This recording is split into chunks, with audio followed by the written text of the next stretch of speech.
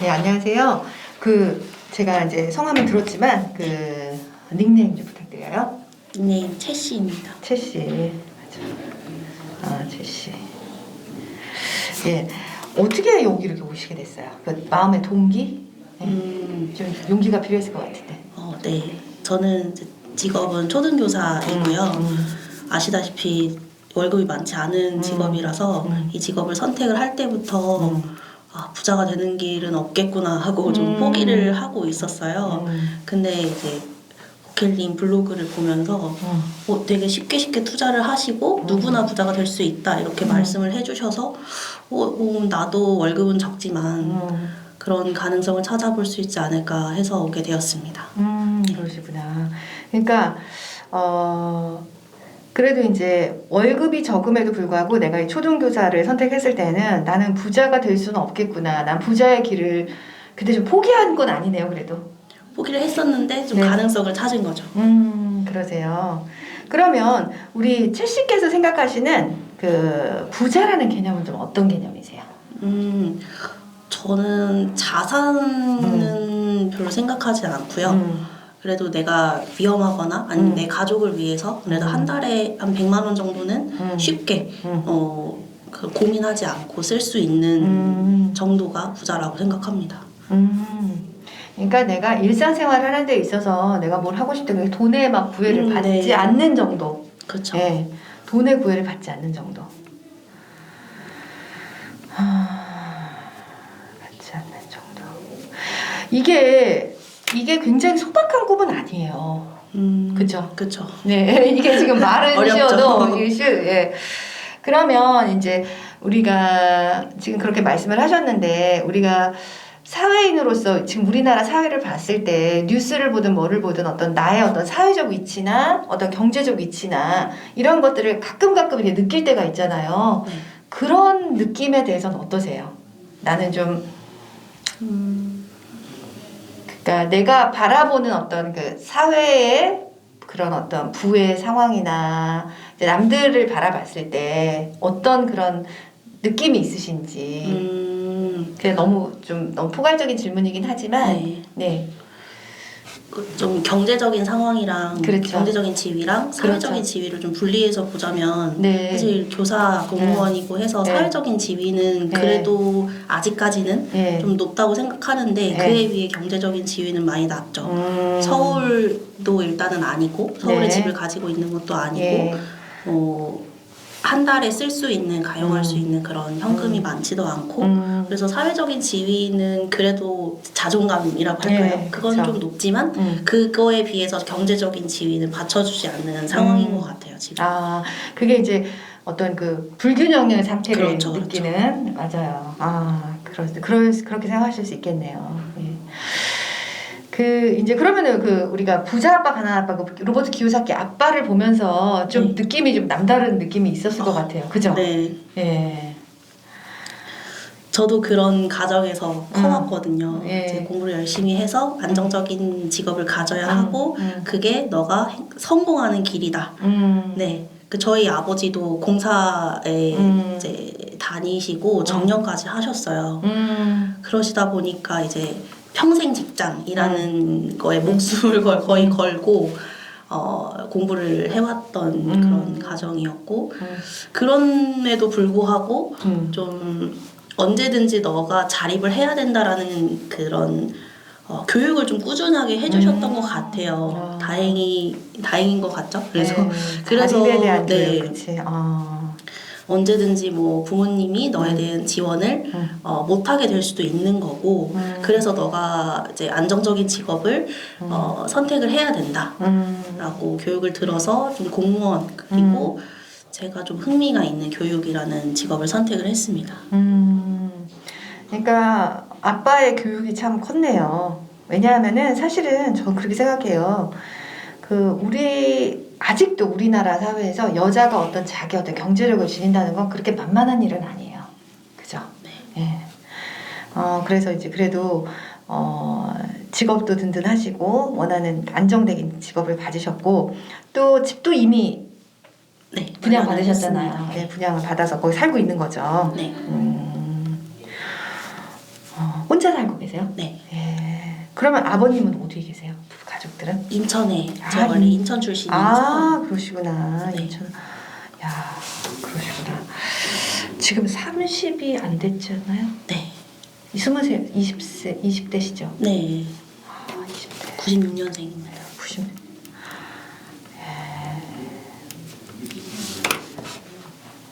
제가 좀 놀래고 있어요.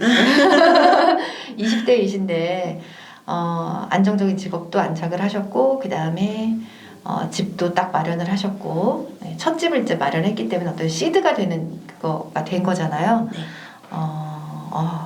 멋지세요. 멋지세요. 근데 이제 저는 이런 생각이 들어요. 이거를 더 빨리 이렇게 좀 다른 사람보다 뭐 친구들은 비슷하니까 비슷할 수 있지만 다른 그 동년배보다 빨리 이거를 이렇게 딱 세트를 했기 때문에 더 고민이 깊어질 수도 있을 것 같다는 그런 생각이 드네요. 예. 제가 볼 때는 그 맞벌이를 하셔야죠. 그러니까 그 남편과의 맞벌이가 아니라 그 지금 직업은 나의 어떤 그 사회적 자존감 그리고 좋은 그 미덕이 되는 굉장히 좋은 직업을 가지셨고 그 다음에 그 이외에 어떤 경제적 자유를 위해서 플러스 될 만한 어떤 그 맞벌이를 하셔야 되는데 혹시라도 이제 부동산 말고 내가 어떤 재능이 이런 쪽으로 있어서 세컨 잡으로 난 이런 거를 한번 해보고 싶다 이런 건 없으세요?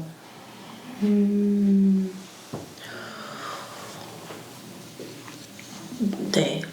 그게 좀 문제기는 한데 좀 문제는 이제 아니라고 봐요.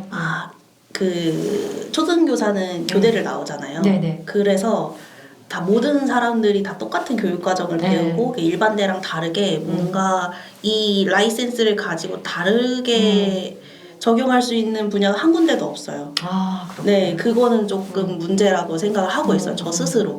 그래서 다른 친구들은 뭐 이직을 자유롭게 할 수도 있고 뭐 이게 안 되면 뭐 다른 데도 갈 수 있어 이러지만 저희는 딱 그 국가직 초등교사 이거밖에 안 되니까 그런 투잡이나 세컨잡에 대한 인식 자체가 없는 거죠. 네. 그냥 약간 포기를 하고 있었던 상황이에요. 약간 부자가 되겠다라는 것과 마찬가지로 내가 다른 뭔가로 돈을 더 벌어봐야지라는 것도 거의 생각을 못 하고 있었어요. 그러면은 우리 채씨님한테는 이 부동산 투자가 딱이네요. 네, 저는 재밌어요. 요즘에 네. 책도 읽고 네, 그렇죠. 네, 하는 게 되게 네, 재밌습니다. 나이가 젊기 때문에 시간도 충분히 투자하실 수가 있고 전업으로 내가 뭐 굉장히 시간을 많이 투자해야 되는 것도 아니고 그래서 그거로 제2의 직업을 하시면 될 것 같아요. 예. 그런데 뭐 그 부동산 투자하는 게 내가 지금 현업에 있는 일이나 만약에 나중에 가정을 꾸린다고 해도 그게 뭐 굉장히 피해를 줄 만큼 시간을 많이 잡아먹는 그런 것도 또 아니거든요. 그리고 그래서 이거는 너무 좋은 것 같아요. 같이 하시는 거는 진짜. 예. 그리고 저희 이 부자사관학교에 그렇게 교사님들이 많으세요. 예. 공무원 교사님, 그 다음에 여기가 또 삼성 쪽이다 보니까 삼성에 계시는 또 분들이 되게 많으시고. 예. 그래서 이제 저희 지금 성덕여왕님이라고 그분 같은 경우는 사서 선생님이신가? 뭐 이렇게 학교에 계시는데 무슨 과목이었는지 기억이 안 나네. 특수교육이시다, 그분은. 특수교육이시고. 그래서 그냥 어렵지 않게 그 일과 본업과 이거를 그냥 굉장히 재미있게 같이 잘 꾸려가시더라고요. 예, 그래서 그렇게 잘 하시면 좋을 것 같아요. 그러면 요즘 뭐 읽고 있는 책은 어떤 거가 있으세요? 추천해주신 부자 아빠 가난한 아빠를 아직까지 읽고 있습니다. 읽으면서 어떠세요? 저는 제가 제 그때 가난한 아버지가 돌아가시고 책을 냈다고 했잖아요. 네. 근데 저는 저희 아버지가 돌아가셔도 그렇게는 못 쓸 것 같아요. 그러네요, 진짜. 예, 굉장히 객관적이고 어떻게 보면 좀 동방예의지구 사람이니까 약간 예의가 없지 않을까. 그러니까 다른 사람들이 그 사람을 욕했다고 하셨잖아요. 미국에서도 그런데 우리나라였으면 더 많은 공격이 들어왔을 것 같아요. 그렇게 생각하면 되게 대단한 사람이고 객관적인 사람이구나라는 생각을 했었어요. 네. 근데 이제 저는 피가 물보다 진하다는 거를 그 로버트 기요사키를 보면서 했거든요. 그 어렸을 때부터 자기 그 중거 집단은 부자 아빠였으나 결국 그 사람의 자아 실현은 교육자로서의 자아 실현을 했잖아요. 그러니까 결국 아버지가 가진 그 교육자의 소명 의식을 정말 그대로 받은 사람이에요. 그 사람은. 그래서 이분은 뭐 자기가 자산을 증식하고 이렇다 그것도 중요하지만 모든 사람들에게 교육을 통해서 마인드를 바꿔주고 그런 생각을 바꿔주겠다는 어떤 철저한 교육 철학 그런 걸 봤을 때 실제로 그 사람의 성향은 가난한 아빠, 그러니까 경제적 성공을 거둔 가난한 아빠의 소명을 물려받았다. 그렇기 때문에 제가 그 부의 초월차선이라는 책에서 로버트 기요사키를 굉장히 이제 비판을 했을 때 그 사람 책을 다시 읽어보고 제가 내린 결론은 그 부의 초월차선을 쓴 사람 정도가 폄하할 수 있는 인물이 절대 이분은 아니다. 라고 생각했던 게 그 사람의 그 소명의식. 그 교육을 통해서 이 사람들에게 자기가 어떤 걸 바꿔놓고 그 사람들을 깨우치겠다는 어떤 교육에 대한 소명의식이 전 너무 그 사람에 대해서 제가 존경하는 부분이에요. 그 어떤 부의 그런 걸 뛰어넘는, 예. 그래서 저는 그분이 참 그런 점에서 너무너무 사실 존경스럽거든요. 지금도 유튜브를 보면 항상 그 교육을 하고 있어요. 앞에다가 여대생 하나를 앉혀놓고 걔한테 막 이제 그런 얘기를 하고 걔가 질문하는 식의 막 이런 걸 하거든요. 그런 걸 보면은 이 사람은 천상 교육자구나. 저 뿌리는 아빠한테 왔구나. 그런 생각을 제가 많이 하거든요. 네. 그래요. 그래서 저는 저는 아이 둘을 키웠잖아요. 아이 둘을 키우면서 제가 이렇게 이제 초등학교 선생님들을 많이 만났을 거 아니에요. 네. 그리고 이제 저도 제가 이제 교육 과정에서 선생님들을 많이 만났잖아요. 근데 저는 뭐라고 해야 되나 제가 이렇게 돌아보면 그 당시에도 교사는 직업이 그 돈을 많이 받는 직업은 아니었을 테고 그죠? 그럼에도 불구하고 굉장히 그 마음을 다해서 학생들을 대했던 선생님들이 정말 기억이 나요, 저는. 그리고 저희가 이제 우리 애가 이제 25, 23 이 정도 되는데 이제 이렇게 최근에 겪은 거잖아요, 초등학교 선생님들을. 그러면서 이 교사는 직업으로 하는 게 아니구나라는 저는 생각을 좀 많이 했어요. 그러니까 그 선생님들이 하시는 그런 일들을 보면서 소명의식이 없다면 저렇게는 못했겠구나 뭐 이런 생각을 저는 좀 많이 했거든요. 그래서 아무리 뭐 사교육이 중요하고 그렇다고 해도 이 학교에서 아이들한테 주는 어떤 선생님의 그 소명의식으로서 아이들한테 그런 주는 어떤 마음의 양식이랄지 그런 것들은 너무너무 크다는 저는 생각을 하거든요. 그래서 초등학교 그 교사님이라고 하셨으니까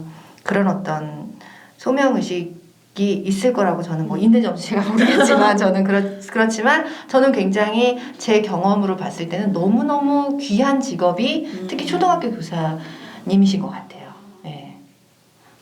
그래서 진짜 좋은 제가 우리 아들이 6학년 때 선생님은 애들을 데리고 야구장에 가시고요. 그리고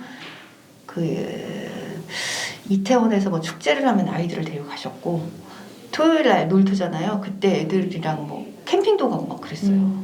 네, 그래서 좀 깜짝 놀랐거든요. 그렇게 자기 시간을 다 내가지고 아이들한테 헌신하신 분들은 처음 봤고 그분이 30대 중후반인데 결혼을 안 하셔가지고 난 그게 너무 죄스럽더라고요. 너무 아이들한테 헌신하다 40을 넘어버리면 어떡하나 이거 큰일 났다 어떡하나 막 이런 생각을 제가 했거든요. 정말 놀라운 선생님들을 제가 많이 봤어요. 진짜. 네. 제가 아까 사회적인 그런 의식이 높다고 했잖아요. 네네. 그러니까 조금 낮아지고는 있는데 그래도 이제 학부모님이나 학생들이 이렇게 표현을 가끔 해주세요. 네네. 이런 것들은 정말 고마웠고 1년 동안 감사했고 그런 것 때문에 좀 경제적인 게 약간 불만족스럽더라도 견디는 것 같아요. 네. 그쵸, 맞아요. 그래서 진짜 아이들한테 너무 소중한 시간이고 저는 이게 좀 기억이 나요. 그때 선생님이 나한테 해줬던 말들 뭐 이런 것들이 이렇게 자라서 보면은 기억이 나고 또 사람들이 막 교육계에 대해서 굉장히 부패했다 막 나쁘다는 얘기를 참 많이 또 사람들이 하거든요. 근데 저는 제가 기억하기에는 그런 분들 한 번도 본 적이 없어요. 저는 진짜 우리 아이들 때도 그렇고 제가 학교 다닐 때도 그렇고 선생님들은 너무나 항상 훌륭했었던 것 같아요. 네, 돌아보면은. 그래서 이거는 정말 그 돈으로 매길 수 없는 정말 그 귀한 직업이라고 저도 생각을 해요, 진짜. 예.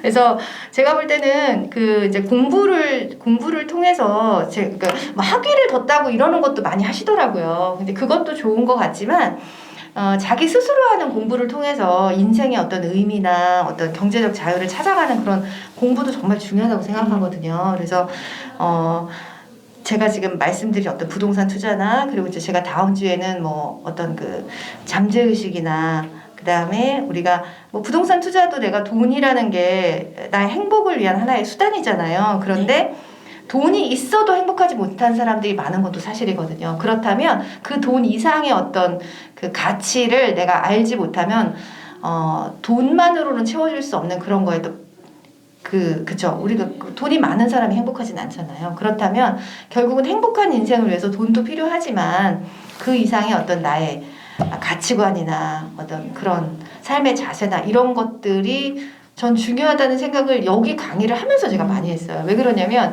제가 이렇게 강의를 하고 나서 이렇게 상담을 해보면 정말 결국은 행복해지려고 이 돈 추구하는 거고 부동산 투자도 하는 건데 결국은 항상 뭐 불안감과 자기의심과 여러 가지 막 그런 것들에 쌓여서 결국은 계속 불행하고 있으신 분들을 제가 사실 많이 보면서 이거는 그 이상의 뭔가가 필요하구나라고 생각해서 제가 저희 커리큘럼에다가 좀 더 그런 내용들을 좀 더 넣게 된 것 같아요. 네, 그래서 만약에 이제 20대시니까 뭐 그런 것들에 대해서 좀 안 와닿을 수도 있어요. 그런데 제가 보면은 이제 곧 30을 또 맞이하실 거잖아요. 그렇게 되면은 30을 맞이했을 때 내가 결혼을 해서 육아를 하고 있으면 바빠서 생각을 잘 못하는데 만약에 30을 맞이했는데 내가 싱글이면 굉장히 여러 가지도 생각을 하게 되는 나이가 되더라고요, 그게. 예. 그러니까 결국은 내가 인생에 태어나서 인생의 의미나 방향성을 찾아가는 과정이고 그 과정 속에서는 항상 어떤 고민이 있을 수밖에 없는데 어차피 해야 될 고민이라면 좀 치열하게 해서 좀 더 행복한 인생을 빨리 사는 것도 좋다는 전 생각을 하거든요. 저는 어떤 그런 결혼하고 나서 30대 중반에도 계속 그런 고민을 했던 것 같아요. 인생은 어떤 의미가 있는 건가? 나의 삶은 어떻게 살아야 되는 건가? 그런 어떤 가치관에 대한 고민을 30대 중반, 후반도 많이 한 것 같아요, 제가. 그래서 그런 것들에 대해서 내가 조금 더 치열하게 더 했으면 좀 더 빨리 좀 그런 것들을 내가 찾고 행복한 삶을 살았으면 좋았을 텐데라는 그런 생각을 제가 하거든요. 근데 저는 제가 20대, 30대, 40대, 50대를 돌아봤을 때 지금이 제일 행복해요. 네. 20대는 저는 좀 혼란이었고 사춘기가 좀 늦게 와가지고 20대 중반에 좀 제가 대학교 때 사춘기를 겪었던 것 같아요.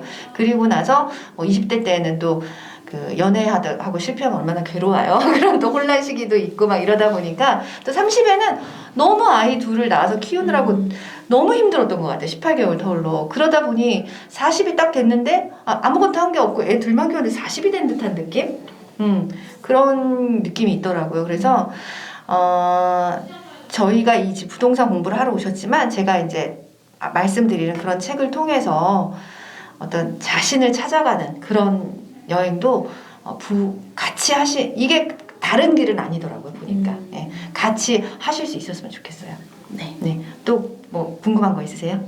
이제 제 재정 얘기를 좀 넘어가 보면 제가 월급이 한 250 정도는 돼요. 250이고 이자가 그때 말씀드렸듯이 원금 한 66만 원 정도 갖고 있고 이자가 한 50만 원 정도로 내려왔어요. 재작년부터 갚기 시작을 해가지고 또 지금 한 원금이 2억 2천 얼마 이렇게 남아 있거든요. 원금이 2억 4천을 2억 받고 2억 4천을 받아서 한 2억 2천 500 정도 남아 있다고 생각하시면 될 것 같아요. 2억 2,500. 네, 2억 3천은 안 됐던 것 같아요. 네, 한 1,500만 원 갚으셨네요. 그렇죠. 네. 10몇 개월 정도를 갚았는데 저도 지역 이동을 생각을 하고 있어요. 지역 이동. 어디로요? 용인으로 잘 생각인데 네. 또 용인이 집값이 만만치 않은 동네더라고요. 네. 그래서 이제 용인 지도 아시겠지만 이렇게 맨 위에 수지구 있고 중간에 기흥구 있고 아래에 처인구가 있잖아요. 네네. 처인구가 이렇게 있잖아요. 네.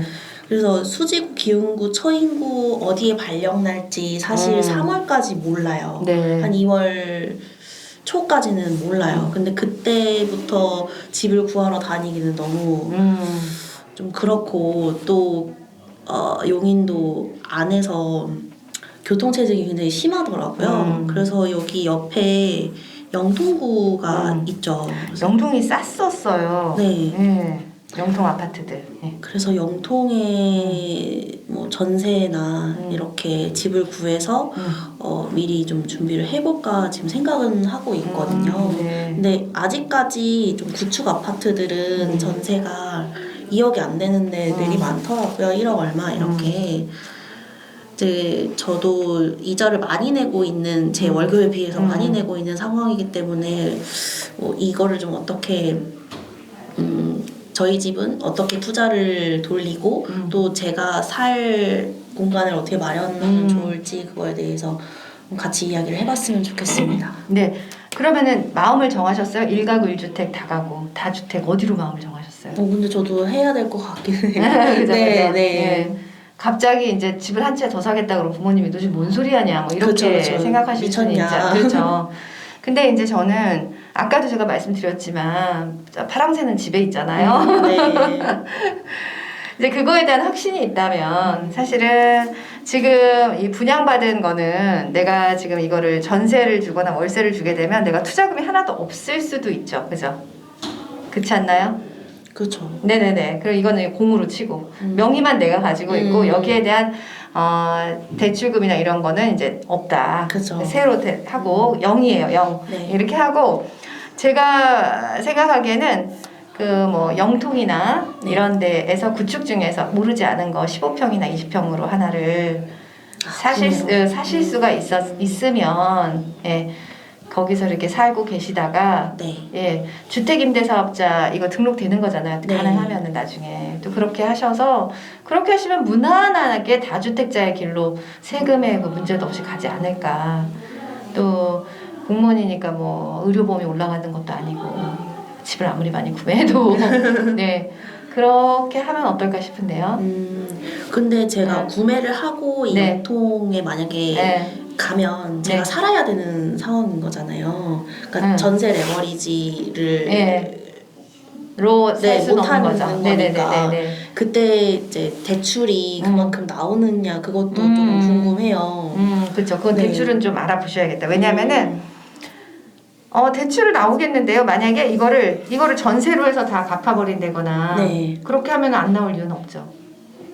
그 제가 이미 주택이 있는데 그래도 전세가 나오긴 하나요?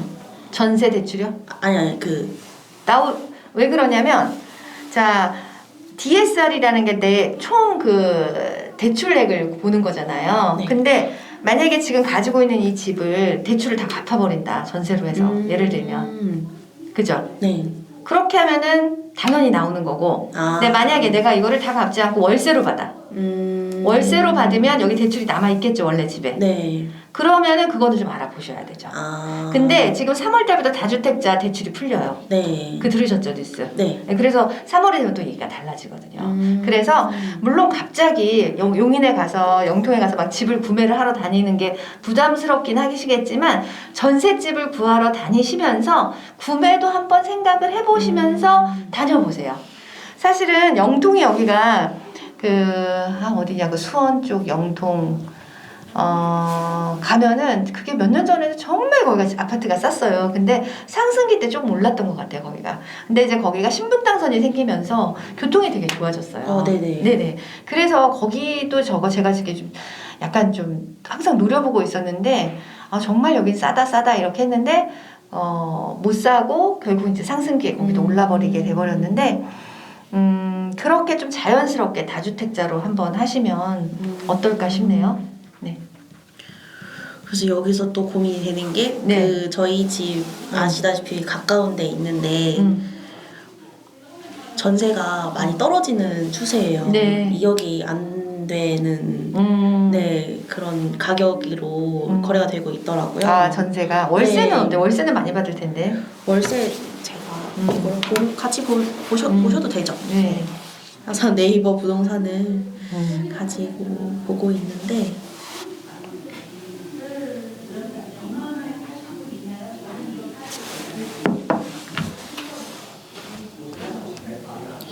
여기가 59제곱미터고 2억 1억 9천 그리고 월세는 1000에 150, 160 비싸다. 그죠. 근데 이렇게 하면은 사실 제 대출이자는 충분히 그렇죠. 갖고 남긴 네네네. 하는데 대출이 나오느냐 안 나오느냐 그죠. 그걸 알아보셔서 문제인 그걸 거죠. 알아보셔서 내가 정말 너무 이쪽에 사고 싶은 물건이 있으면 전세를 해서라도 대출을 그러니까 대출이 만약에 이제 월세에도 나오면 하나를 사면 좋고요. 그죠? 네. 네. 만약에 그게 안 된다. 거기에 대출이 뭐 어렵다라고 하시면 좀 적게 받더라도 뭐 전세를 내고 사야 되는 거고. 근데 3월이 되면 다주택자는 풀린다고 했거든요. 네. 예, 저도 지금 다주택자라서 그 대출에 대해서 이렇게 이렇게 좀 신경을 쓰고 있어요. 좀 더 받을 수 있으면 좋잖아요, 저도. 네. 그래서 보고 있는데 3월부터는 이렇게 풀어준다고 했어요. 그래서 네, 주택임대사업자도 원래 대출 안 되는데 이제 더 해주기로 이렇게 됐고 하다못해 법인도 지금 풀어준다고 하더라고요. 네, 그래서 잘 알아보시고 네. 지금 이익이 되는 건 여기는 월세가 앞으로 사실 여기 더 오를 수도 있기 때문에 월세로 내놓게 되면은 내가 이제 뭐 하나도 이 집에 대해서 돈 나가는 거 없이도 그렇죠. 유지를 하면서 그 다음에 내가 또 뭐 딴 데다가 대출 받아서 살 수 있으면 사고 그러면 제일 좋겠네요. 그렇죠. 네, 그렇게 한번 해보세요. 근데 조금 더 고민이 되는 거는 만기가 됐을 때 음. 그 다음에 또 전세 들어오는 매물이 없으면 돌려줘야 되잖아요. 그렇죠, 그렇죠. 근데 이제 전세 시세가 지금 떨어졌잖아요. 네. 만약에 떨어지는 시세로 주게 된다면 오히려 2년 이후에 봤을 때는 오히려 그 전세값이 오를 가능성이 있죠. 제 전세가 안 좋은 상황에 세를 내주고 되면 이거보다 더 떨어지기는 좀 어렵잖아요. 그렇죠. 그리고 전세 돈을 내가 내줄 때는 그거예요. 내가 돈을 내주는 게 아니라 그 다음 세입자가 주는 돈을 가지고 돌려주는 거거든요. 네. 이제 그 과정에서 내가 만약에 전세가 뭐 갑자기 안 나간다거나 그럴 상황에서는 그 세입자가 전세 보증보험을 들었다 아니면 내가 보증보험을 들었다라고 하게 되면은 돈을 거기서 돌려주고 난 이자만 내고 6개월 정도를 좀 유예를 시킬 수가 있거든요. 네. 근데 이제 이 동네의 특성상 전세나 월세가 막 안 나가서 굉장히 큰 문제가 되고 그러기는 어려울 거예요. 네. 그리고 또 막 평택에 곧 뭐 삼성 반도체 공장이 막 안 좋다 이런 소문이 계속 들리니까 그러니까 좀 두려움이 있는 거는 사실이에요. 네. 그리고 또 고덕에 워낙 많은 아파트들이 들어올 거기도 하고 거기에 비하면 저희 집은 그렇게 가까운 입지는 아니기 때문에 그런 고민이 좀 있었습니다. 제가 이제 뉴스에 듣기로는 반도체가 안 좋지만 삼성은 반대로 또 공격적인 투자를 네. 한다라고 나오더라고요. 네. 그래서 제일 문제는 역전세, 역시나 역전세인데 제가 볼 때는 전세값이 지금 많이 떨어진 상황이라서 이거보다 더 역전세 나기는 어려울 것 같고 특히나 월세 같은 경우도 여기가 떨어질까요? 그렇게는 안 보더라고요. 월세는 떨어져도 지금 여기에 없고 뭐 저기 멀리서 오는 사람들 그러니까 이 월세 시장도 멀리 있는 사람이 먼저 빠진다는 거죠. 그러니까 여기 삼성전자에서 일하는 인부들이 이 동네에만 사는 게 아니라 안성도 살고 뭐 저기까지 해서 온대요. 그러면은 인부가 줄어들면 그쪽에 있는 사람들이 먼저 빠진다는 거죠. 월세가. 그거에 비하면 굉장히 가까운 거예요. 그렇죠. 네네네. 그래서 그렇게까지 너무 걱정하실 필요는 없을 것 같아요. 그래서 재미있게 영통과 그쪽을 다니면서 매물을 보러 다니면서 대출도 알아보면서 그래서 자연스럽게 하나 더 마련을 하시고 네. 그래서 다주택자로 결심을 하긴 하셨어요. 그건 또 얼마 안 됐는데 갑자기 너무 그렇죠. 그거에 대해서 내가 좀 더 확신이 있으셔야 될 것 같아.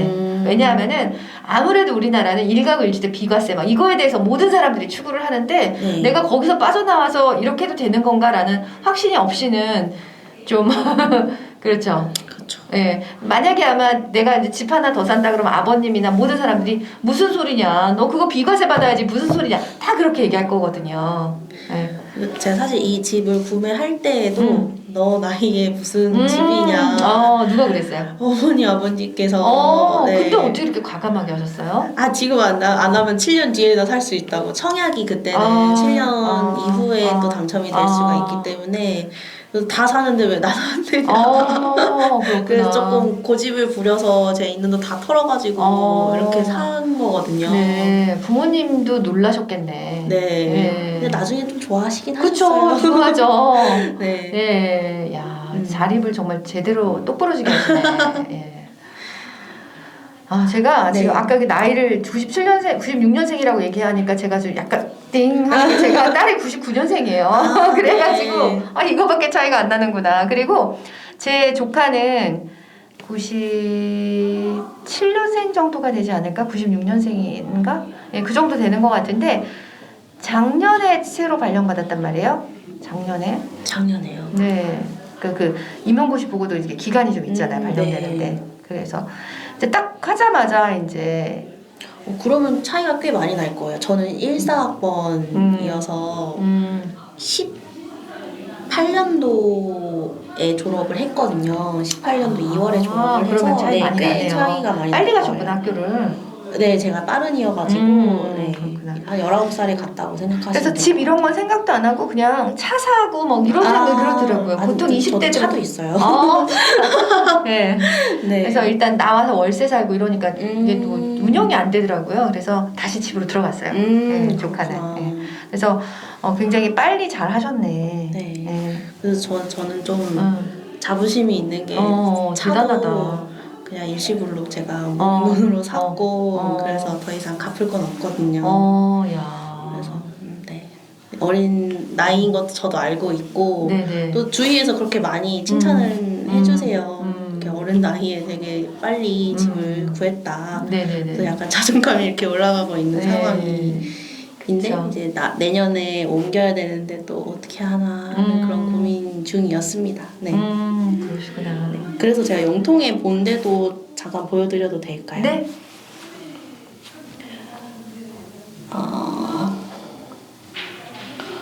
여기 청량역 주변이 네. 굉장히 저렴하더라고요. 맞아요. 그래서 그 수업 시간에 잠깐 어디 말씀해 주셨는데 딱 거기가 제가 봤던 아파트였었어요. 그래도 제가 어떻게 얘기했죠? 주공 6단지인가? 네. 평당가로 막 봤었는데 저는 사실 전세로 생각을 하고 있었어요. 네. 여기를 이제 지금 살고 있는 데를 전세를 주고 고가격으로 이제 전세를 얻어야겠다 이런 생각을 하고 있어가지고 비슷한 근데 데로 이제 지금 갔어요. 시기가 좋은 게 좀 급매물이 있을 것 같아요. 네. 왜냐하면은 여기 투자자들이 좀 들어갔다가 이제 막 되게 터는 사람들이 있으면 네. 가격을 보시고 예전에 오르지 않은 가격과 좀 비슷한 가격이라면 사는 건 나쁘지 않을 것 같아요. 오른 가격이 아니라면. 네. 와, 이 정도 봤던 것 같은데 제가 봤던 단지보다는 좀 더 비싸요. 시세 보시면 전세는 한 2억 정도 되고 매매가 2억 8천까지 내려왔네요. 그러니까 좋은 시기일 것 같아요. 좀 급매로 내던지는 거. 법인들이 또 막 많이 던지거든요. 4월달에, 6월달에 종부세 네. 때문에. 그래서 그렇게 대출을 빨리 알아보시고 네. 그렇게 해서 급매로 한번 알아보세요. 그러면 항상 가격은 그 오르기 이전의 그 가격을 기준으로 봤을 때 워낙 여기가 좀 저렴했었던 동네이고 또 살기가 좋아요. 여기가 가보면 아시겠지만. 그래서 네. 저희 살고 있는 데는 교통이 너무 안 좋아요. 투자 가치는 굉장히 좋은 것 같은데 아직 인프라가 형성이 안 돼서 그래요. 너무 힘들어가지고 네. 그래서 더 옮기려는 생각도 있어요. 네. 원래 이제 평택 주변에 있는 가까운 학교로 가면 되긴 되는데 뭐 배달만 시키려고 해도 7,000원, 8,000원 달라고 그러고 버스도 한 30분, 40분에 한 대 있고 택시도 안 오고 이러니까 이제 실거주 하기는 조금 어렵더라고요. 근데 제가 아직 공부를 못 해가지고 한 6월 말씀하셨는데 그러면 한 2, 3개월 정도밖에 안 남은 거잖아요. 그러니까 그게 아니라 급매물이 여러 개가 나오겠지만 네. 그러니까 여러 루트가 있지만 그 법인에서 투자하신 분들이 네. 많이 내던져요 지금. 그러니까 아. 그게 종부세 기준이 6월이거든요. 그 네. 전에 털어야 되는 거예요. 안 그러면 종부세가 개인과는 달리 법인은 좀 많이 내다 보니까. 그래서 제가 작년에 사천 갔을 때에도 법인들이 많이 물건을 좀 4월 달인가 그때 그랬던 것 같은데 3, 4월 달에 그러거든요. 그래서 뭐 그 사람이 아니라고 하더라도 지금 투자하셨던 분들이 이제 좀 뭔가 자금력이 안 좋아서 이렇게 좀 던지시는 분들이 있을 수 있으니 어찌 보면 지금이 좋은 시기이지 않을까. 잘 잡을 수 있는. 네. 그래서 제가 아직 그 가격이나 매물을 보는 눈이 안 돼 있어서 이거를 보면 나와요. 그 여태까지 그 매매가가 어디냐? 매물이 나온 게 어떤 거죠? 매물. 매매 보시면 만약 얘다라고 하면은 자 여기 나오잖아요. 쫙 나오잖아. 실거래가가 이렇게 계속 내려가요. 그래서 몇 년을 보셔. 물론 좋은 앱도 있어요. 이거를 볼 수 있는. 네. 그런데 내가 찍은 게 2년 전에 값이 얼마였는지를 보시면 그거보다 높은 가격이라면 네. 그렇지만 그 가격과 좀 비슷하다면은 상승되지 않은 가격으로 봐도 되는 거죠.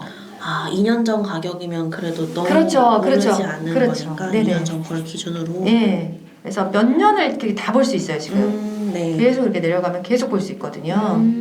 이렇게 해서 비교해서 한 2년 전, 4년 전 각각 비교했을 때, 그러니까 네. 사실 많이 오른 건 2020년부터잖아요. 네. 그래서 그러니까 그때 이전 가격하고 한 비교를 해보시면 될 것 같아요. 저희 아까 봤던 게 2억 8천인데 네. 한 2년, 3년 전 가격, 예, 그렇죠. 네네. 내려왔네요. 네네네. 그렇구나. 근데 여기 보면 2019년도에는 2억. 예, 이렇다가 2020년도에 조금 올랐는데, 그럼 제가 만약에 이 집을 본다면 나는 요 가격 정도 되면 좀 좋을 것 같아요. 2억. 그죠? 2019년 가격이면 옛날 완전 가격이니까. 예. 네. 그럼 보통 이런 이제 제가 찍은 단지나 매물이 있으면 계속 부동산에 전화해가지고 이렇게 금매에 나온 거 있으면은 뭐 알려달라 이렇게 그래도 좋죠. 여쭤보면 되는 네, 그래도 건가요? 좋죠. 네. 아니면 직접 가거나. 네, 근데 이제 그 부동산에서는 그죠, 가서 하는 게 제일 좋아요. 전화로 뭐 금매 달라 아무도 안 줘요. 그거는. 전화로 하는 거는 일단 실제로 가서 그 동네도 봐야 되는 거잖아요. 그쵸, 네. 그래서 가서 이제 그쪽 부동산에 가서 나는 실거주를 뭐 몇 월 달에 하고 싶은데 물건이 있으면 좀 해달라. 왜냐하면 지금 네. 직접 입주를 하셔야 되는 거라서 입주 날짜가 또 맞아야 되는 거거든요. 그쵸. 네, 그렇죠. 그래서 아무 물건은 할 수는 없는 거고. 네. 아니면 내가 이 물건이 있는데 입주 날짜가 안 맞는다. 그러면 내가 뭐 한두 달 어디 월세로 살고 들어가는 방법도 있거든요. 예, 굳이 뭐 내가 그 날짜를 꽉 맞추려고 하면은 결국은 내가 선택의 폭이 참 줄어드니까. 예. 또 월세에 대한 두려움이 있어요. 월세 너무 비싸다는 그런 생각이 그쵸. 있어서 예전부터 전세가 훨씬 더 남는 네네. 장사였고. 근데 내가 이제 그랬으니까. 매물이 날짜만 안 맞는데 그 집이 다른 집보다 500만 원이 싸다. 그러면은 내가 월세 한두 달 건드리고 가는 게 이익이거든요. 그런 개념으로 보셔야지. 그렇구나. 혹시 그러면 용인 제 상황에서는 용인에 그래도 가는 게 더 좋을까요? 뭐 여쭤봐도 되는지 모르겠지만. 그러니까 어차피 발령이 용인으로 난다는 거잖아요, 그죠? 그쵸. 네, 그래서 여기서 출퇴근을 하냐 용인을 가느냐 그 얘기하시는 거예요? 네. 그러니까 이 집을 저는 사실 5억 정도 되면 팔아야지 생각을 하고 있었어요. 네. 이제 상승기 때 5억 정도는 오르지 않을까 생각을 하고 이 정도 되면 팔아야겠다. 한 25년 되면 고덕도 입주를 많이 하고 가격이 이제 반영이 돼서 오르겠거니 하고 2025년을 기준으로 잡고 있었는데 시장이 어떻게 될지 모르니까 또 강의를 듣고 내가 되게 급하게 하려고 마음을 먹었구나라는 걸 좀 느꼈거든요. 그래서 이것도 가지고 있어야지라고 마음 먹은 것도 사실 얼마 안 됐어요. 네. 근데 이제 한 가지 제가 해드리고 싶은 거는 뭐냐면, 지금 그 부담이 한 달에 100 얼마잖아요. 이게 네. 원금과 이자를 갚는 건데, 내가 지금 깔고 앉은 돈이 이거란 말이에요. 그죠? 네.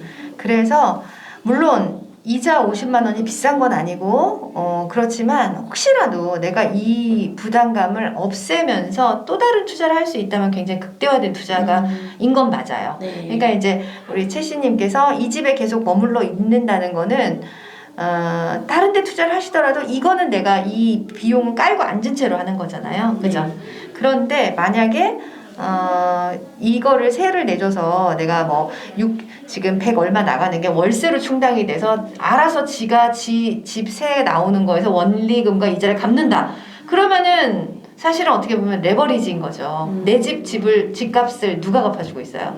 그분들이 갚아주고 있는 거고, 나는 또 다른 데에서 하나를 더 해서 그걸로 내가 깔고 앉아도 상승이 돼도 같이 상승을 하는 거니까 복리 투자가 되는 거잖아요.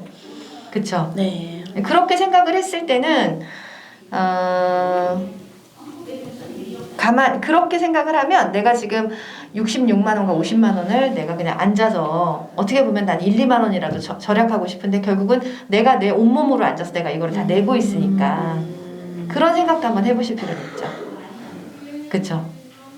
근데 가도 근데 똑같은 거 아닌가라는 생각이 잠깐 들긴 하는데 가면 어떤 일이 벌어지냐면 얘는 지가 지 돈을 지가 갚는 거고 얘는 근데 만약에 가도 똑같은 경우는 본인이 전세로 가면 뭐 전세로 가게 되면 똑같아요 사실 그죠? 그런데 만약에 내가 이거를 세를 내줘서 얘가 알아서 지 돈을 갚게 하고 나는 여기에서 또 하나의 나무 한 그루와 나무를 해서 여기서 갚아 나가는 거는 그러면 두 개를 키우는 거잖아요. 다르죠.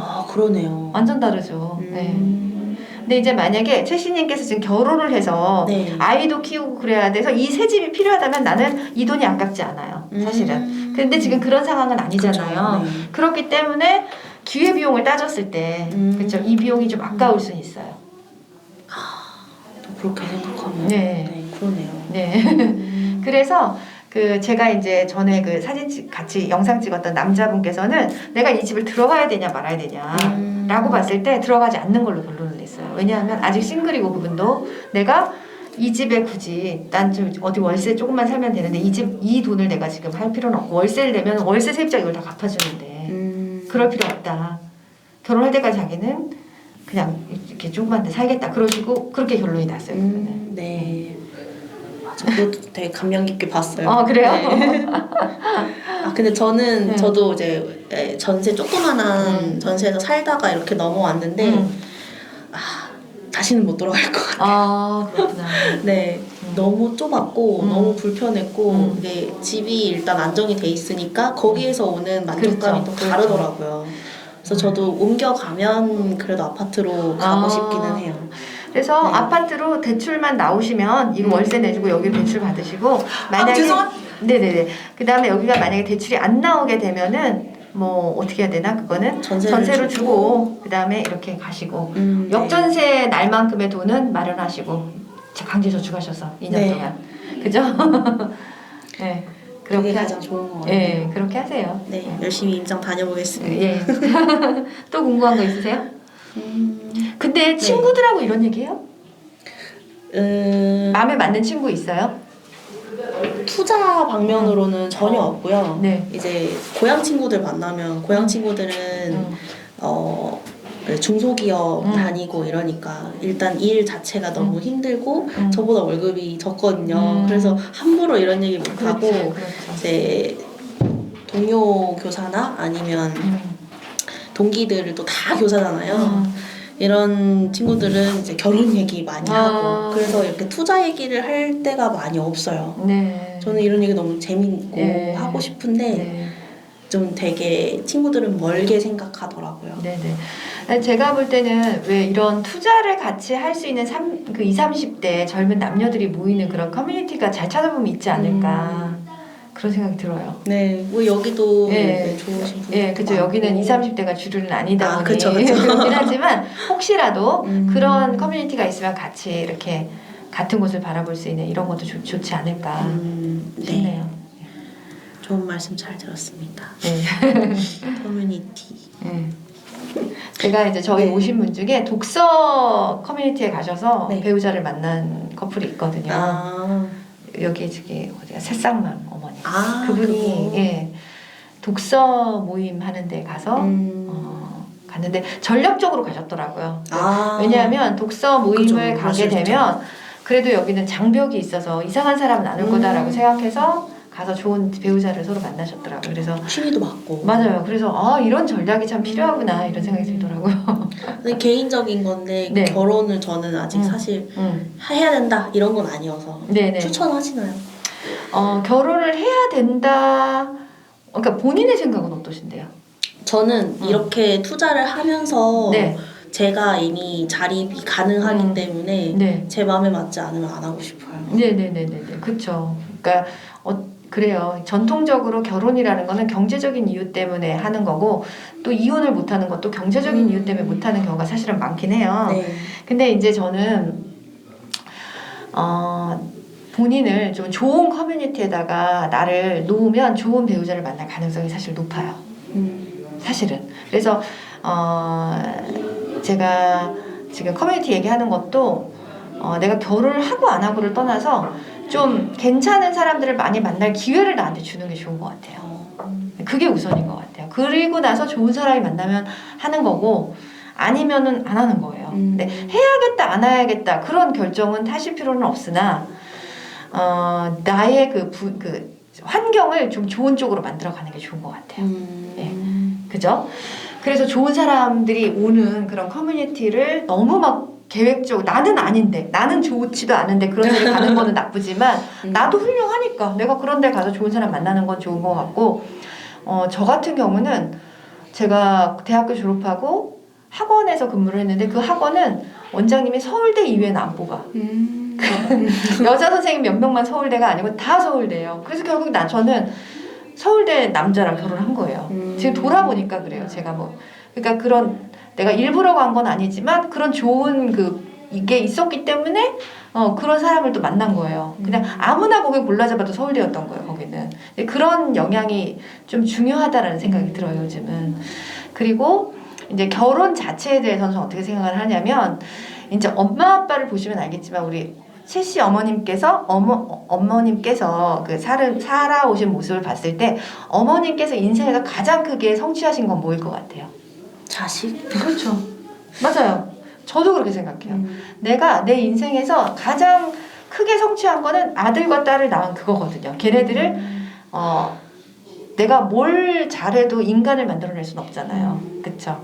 그래서 걔네들을 키워냈고 낳았고, 그러니까 내가 잘난 건 없는데 너무나 예쁘고 똑똑한 자식이 태어나줘서 내 눈에 그런 애가 지금까지 잘 커졌다는 거 이게 어떻게 보면 굉장히 큰 나의 인생의 성과거든요. 근데 그거는 누구한테나 다 마찬가지일 것 같아요. 근데 이제 제 친구 중에는 가임기를 놓쳐버렸어요. 아이를 가질 수 없게 돼버렸어요 이제. 그러면 이제 돌이킬 수가 없잖아요 그거는. 그렇기 때문에 가임기에 내가 배운 자를 만나서 자녀를 낳는다는 거는 이거는 내가 선택한 것처럼 보이지만 그건 축복이에요.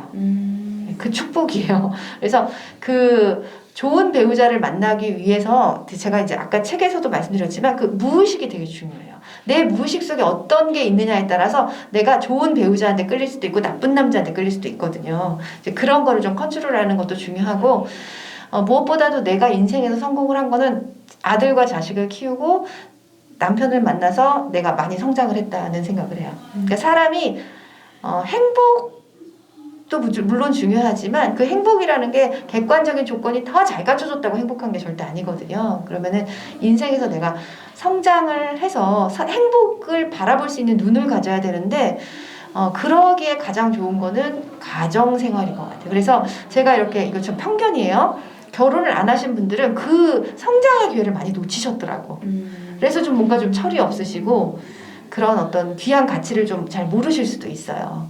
그건 편견이에요. 아닌 분도 있겠지만 그래서 저는 결혼이라는 거는 나의 어떤 인간의 이 삶에서 내가 한 100년을 사는 데 있어서 나의 성장을 위해서 가장 필요하고 또 자녀를 낳는다는 것도 너무나 큰 의미가 있고 그러니까 본인이 엄마한테 어떤 의미가 있는지를 생각해보면 그쵸 반추해 볼 수 있잖아요. 네, 그런 의미에서 저는 결혼은 하는 게 좋다라고 생각해요. 조금 다른 얘기인데 저희 이제 부모님도 나이가 들어가시다 보니까 아픈 것들이 이제 하나씩 생기세요.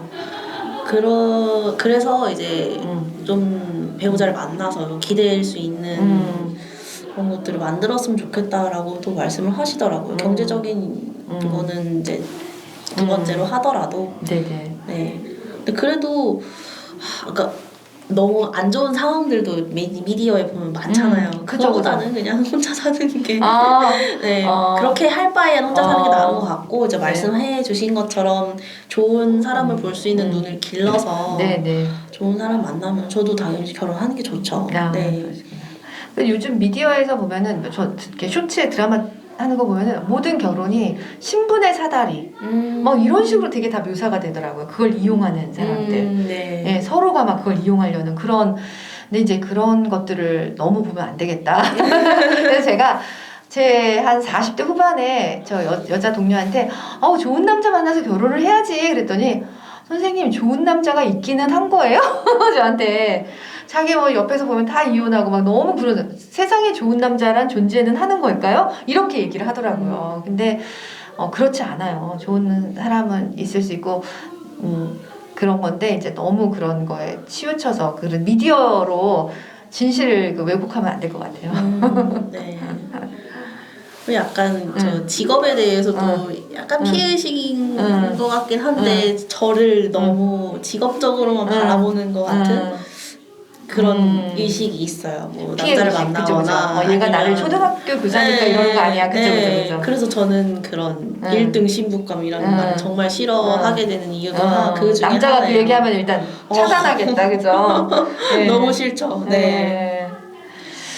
근데 그 말을 그냥 너무 의미 깊게 받아들이지 마세요. 그냥 초등학교 교사를 만나면 그냥 사람들이 그런 얘기가 있다는데 하면서 그냥 아이스 브레이킹으로 한번 던지는 말일 수도 있거든요.